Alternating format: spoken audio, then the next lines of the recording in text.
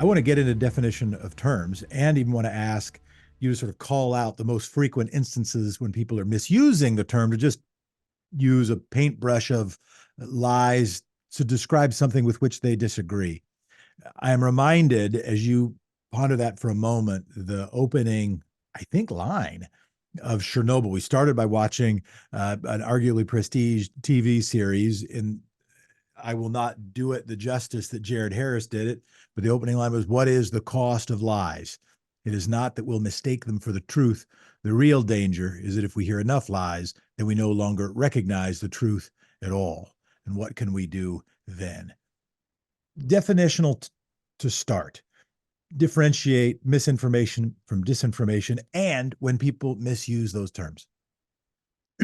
So I suppose misinformation is information that's just factually inaccurate and is being shared not necessarily for any reason or for any cause, but just because people believe it to be true and they want to be the first to share it or first to post it on X or first on Facebook or Instagram. And that's a really, really powerful driving force for the spread of misinformation, is people's desire to be first and to get, the information out there that they believe is true, and, to get whatever kudos they get from being the first person to do it or being on top of the news.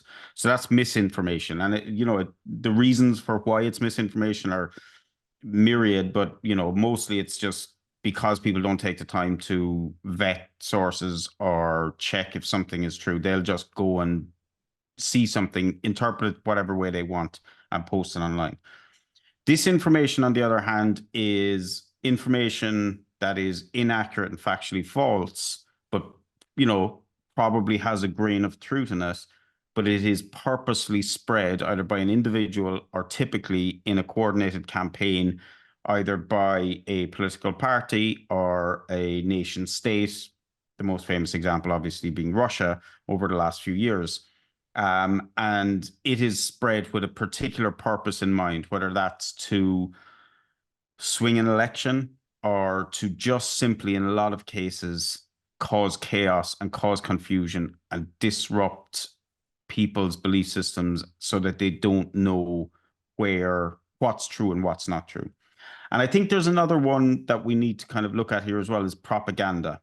It's kind of an old school term that, has been around for a long time, but it kind of falls between the two, where propaganda is something that campaigns, and we've seen this mostly from the Trump campaign, where they post and spread information that they know to be false, but they're kind of packaging it in such a way that it is part of their policy agenda or something like that. So it's an effort by them to appear to as if they are really statesmanlike or whatever in what they're saying, but what they're actually pushing is based on something that's not true, is based on disinformation. So I think it's important to understand the three of those are separate buckets. There's crossover obviously between them, but I think it's important to kind of make sure when you're saying something is disinformation or misinformation, you're saying it accurately.